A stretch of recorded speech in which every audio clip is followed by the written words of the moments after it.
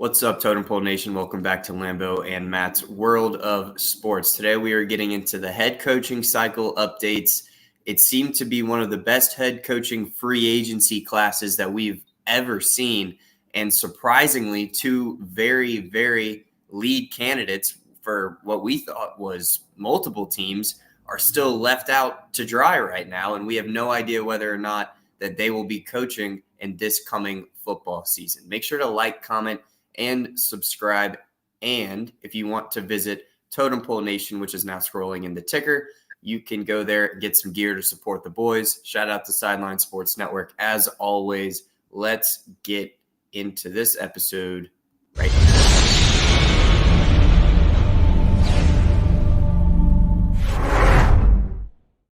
Well, ladies and gentlemen, the 2024 season is actually on the way, while the 2023 season, we're trying to figure out who's going to the Super Bowl. Very surprised, but not surprised, that Bill Belichick was actually a favorite for the Atlanta Falcons. He got 2 interviews, but normally when you get 2 interviews, does not always mean you get the head coaching job. So what happened was the Falcons hired Raheem Morris instead. Now, Raheem Morris, I think, is a great pick. We'll get into the details in a second. But like I said, Raheem, just in case y'all don't know, Raheem Morris was already interim head coach a couple years ago. So he's familiar with Arthur Blank. He knows Arthur Blank. So it's about that connection. He actually knows him outside of football if you want to watch the Pivot podcast, but I'll explain that for later. So the Chargers got Jim Harbaugh. The Panthers got Dave Canales, the Bucs offensive coordinator. Look what he did with Baker Mayfield in 1 season. Now, nobody was talking about this guy being a head coach, but he's been in Carolina, I think, before. I think when Cam Newton was there. So there's a little bit of a connection here and there as well. We also got the Patriots with Gerard Mayo. And the contract with Bill Belichick, if he were to get let go or fired, part of the contract says Gerard Mayo will be the coach. Boom. Great. That's fine. They also got Antonio Pierce. The Raiders made the right damn decision by keeping that man because Max Crosby was going to ask for a trade. Maybe Devontae Adams would have asked for a trade, even though Devontae Adams didn't say it publicly. But Antonio Pierce won the locker room. That's great. Brian Callahan was a shocker in the Titans. Now, I'm not shaming the man. I'm not saying he doesn't know football, but he wasn't really talked about. I think he was kept under the rug. He was very, very quiet. But like I said, his dad, Bill Callahan, took the Raiders to the Super Bowl. I think it was 2002 when they played John Gruden and the Bucs, obviously. So he took him back. He worked with Peyton Manning, Matthew Stafford, and Joe Burrow. So if you're working with those top 3 quarterbacks, you're going to get a job. Raheem Morris, a great hire, and then that's it. So the only head coaching candidates that teams are open is Seattle and Washington. Well, I don't think Bill Belichick would be a great fit for Seattle because if he wants GM control, or I don't know what John Schneider's going to do, does he want Geno Smith? No. The Commanders situation, are they going to hire him or Eric Bieniemy? That's still open as well. I think both of these coaches will sit out for the season. I don't see any fits between both of these guys that are old school defensive guys because, you're going to have to get rid of your quarterbacks maybe in both of those teams. What are your thoughts? I think Seattle and the Commanders hire somebody within these games they watch this weekend. They'll hire some assistants here and there because if they were to hire people already, they would have already been hired. So I guess they're waiting till after the Super Bowl to get some guys from the Lions. Maybe Ben Johnson may be a candidate for the Commanders, maybe, or the Seahawks. So Aaron Glenn is part of the discussion as well. I think Bill Belichick may go to the Chiefs if Andy Reid retires. Whew. I didn't even think about that. So Seattle-wise, I think if Bill were choosing between these 2 teams and they're choosing their head coach, I think that Bill makes more sense for Seattle than he does Washington. And I say that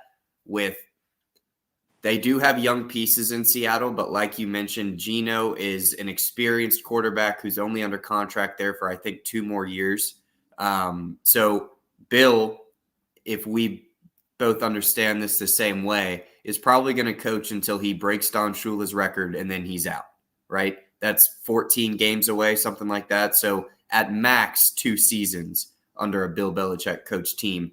Well, what we thought until this year in New England. But both of these teams, I think he has a chance to definitely do better than that. So Seattle, though, has a good mix of youth and experience. It's not like, oh, this is a super young team. We can't have some old head coach come in here that's only going to be here for 2 years and then dip.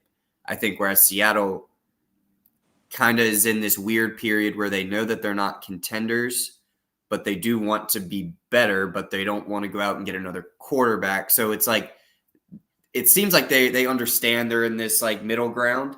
And I think, Bill would be a great chance to take to try to elevate your guys if, you're not making big moves, which I don't really get the feeling that Seattle is in the market to be making a lot of big moves. They have a young core on offense and defense that's just, getting the right role players, for lack of better terms, role players in there. And who else is better at, putting together a roster than Bill Belichick?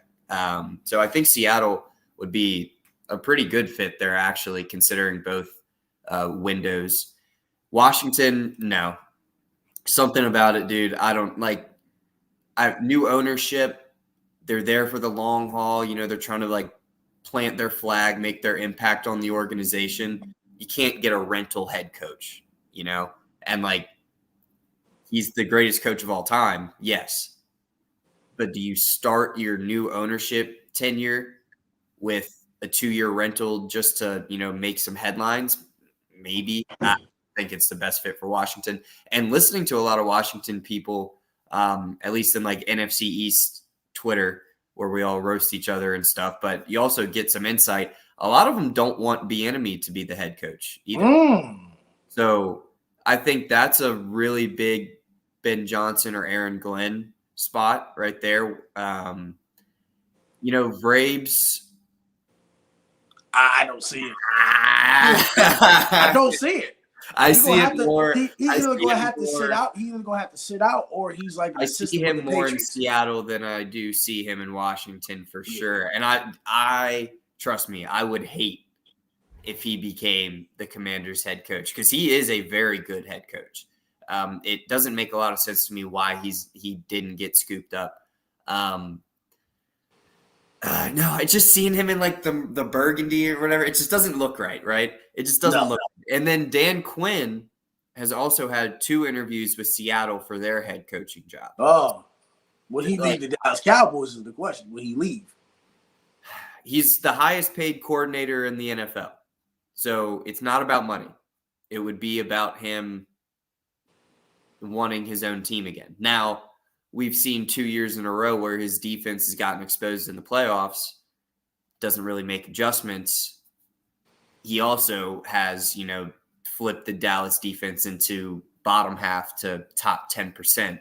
So, like, would I be happy if he left? No, but I could also see, like light at the end of the tunnel with maybe an upgrade of, someone who's going to make adjustments for the playoffs and not just play nickel against a jumbo set every single time. But we can get into that. What if Bill Belichick defensive coordinator for the Dallas Cowboys? There's just no way. There's just no way. No way. No even way. him, even history repeats itself, or not repeats itself. What history says, Bill Belichick and Jerry Jones secretly are close. You say he got him. You sure Bill Belichick wouldn't take defensive coordinator job?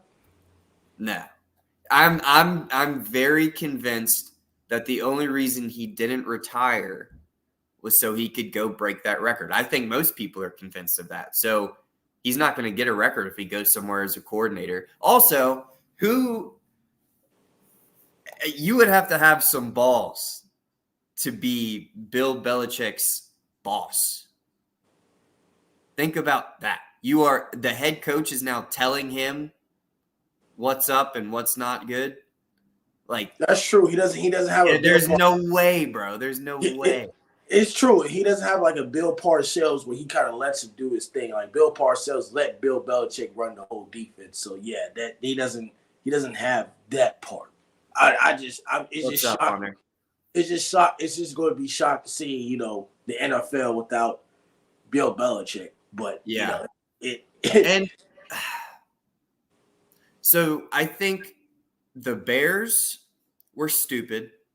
I don't know why they kept Eberflus. I was like, That's what I'm saying.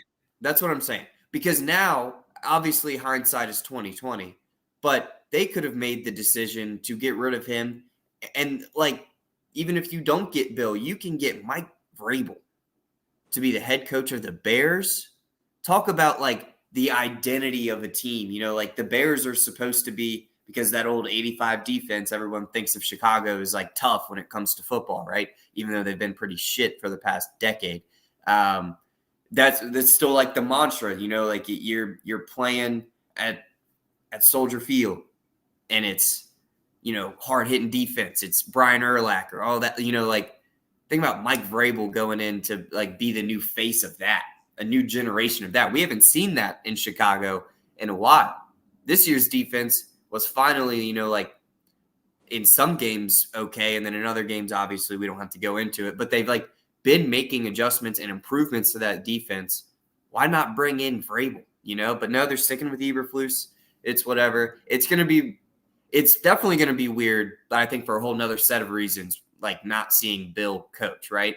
But Vrabes, just out of the respect for, how good he is as a head coach. I think people are really quick to forget that Tennessee was nothing.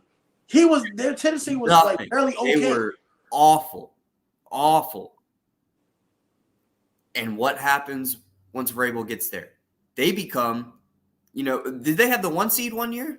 They were legit. They had the one. They went to the AFC Championship game against the Chiefs in 2019. Yeah, AFC Championship game, and they beat the shit out the Ravens. They sent Tom out of New England, pick 6 on that last play. You remember that? Those are just parts of Vrabel's legacy in Tennessee, and that nobody wants him after, the GM traded away AJ Brown. He was pissed. He was so pissed. He was so pissed. Looking at what he did with the rosters he was given. Obviously, AJ Brown, super good. Derrick Henry, generational running back. But you've got a bottom-tier quarterback, an offensive line that couldn't stay healthy for shit. And that's not saying they had a very good offensive line. Obviously, you don't have a running back run for 2,000 yards without a good O-line. But correct me if I'm wrong, they were hurt all the time. They were probably the most injury-prone team, like the 49ers when they get to the That's what I mean. Just the luck that he was given. Bad. Some of the talent at high-level positions, I don't want to talk shit, but he had Julio Jones out there as a wide receiver too. Oh, Lord. And he, definitely not Julio of the past. So it's just, And then he had DeAndre Hopkins out there, but then they went through 3 quarterbacks. Yeah. So, I just think that he deserves a lot more credit, and he definitely should have gotten an opportunity. I'm not saying he didn't get an opportunity at one of the jobs. He definitely did. But I don't know. I would have thought that somebody would have picked him up for sure. Well, it's just unfortunate. But we'll see if Bill Belichick or Mike Vrabel get jobs. We'll see in the next couple of weeks. But like I said, it's Lambo, Matt's World Sports. Don't forget to like, comment, and subscribe. We want to thank you, Solid Sports Network,